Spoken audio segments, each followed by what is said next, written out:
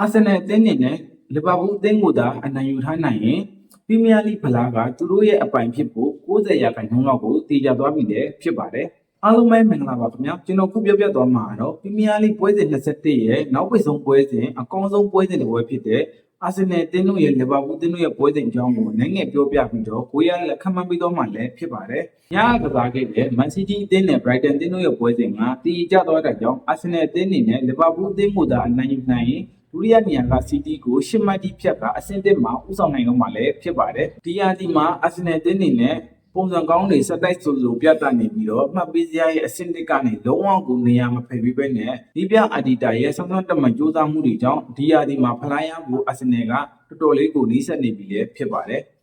အာဆင်နယ်နဲ့လီဗာပူးအသင်းရဲ့ပွဲစဉ်အကြောင်းကိုပြောမယ်ဆိုရင်တော့ဒီနှစ်သင်းရဲ့ပထမကြောမှာတော့လီဗာပူးအသင်းရဲ့အိမ်ပွဲမှာလီဗာပူးအသင်းက 1-0 ဆိုတဲ့ရလဒ်နဲ့အနိုင်ယူထားနိုင်တာကိုတွေ့ရပါတယ်။အခုတပန်ဒုတိယကျုပ်မှာပြန်လည်တွေ့ဆုံမှုမှာတော့လီဗာပူးအသင်းအနေနဲ့အာဆင်နယ်ကိုရှင်ကစားနိုင်စရာအကြောင်းရင်းကိုလုံးဝမရှိပါဘူး။အာဆင်နယ်အသင်းအနေနဲ့ကလည်းစက်တိုက်ပုံစံကောင်းတွေပြသနေပြီးတော့နိုင်ပွဲဆက်နေတဲ့ဗီလာလိုအသင်းမျိုးကိုတောင်အနိုင်ယူထားနိုင်တာလည်းဖြစ်ပါတယ်။လီဗာပူးအသင်းအနေနဲ့နောက်ဆုံးကစားခဲ့တဲ့ပရီးမီးယားလိပွဲစဉ်မှာဖူဟန်လိုအသင်းမျိုးကို2-2ဆိုတဲ့တေးရလန်ထွက်ပေါ်ထားတာဖြစ်လို့အာဆင်နယ်အသင်းကအစားအစာရကိုအသာစီးရနေတာလည်းဖြစ်ပါတယ်။ကျွန်တော်အနေနဲ့ကတော့လီဗာပူးအသင်းကိုပထမကြောတုန်းကအနိုင်ယူထားနိုင်ပေမဲ့ဒုတိယကြောအာဆင်နယ်ရဲ့အိမ်ပွဲမှာအနိုင်ယူဖို့ဆိုတာလုံးဝကိုမဖြစ်နိုင်တာကြောင့်အာဆင်နယ်အသင်းကပဲလီဗာပူးအသင်းကို2-0လောက်နဲ့အနိုင်ယူသွားလိမ့်မယ်လို့ခန့်မှန်းပေးလိုက်ရပါတယ်။အားလုံးကိုကျေးဇူးတင်ပါတယ်ခင်ဗျာ။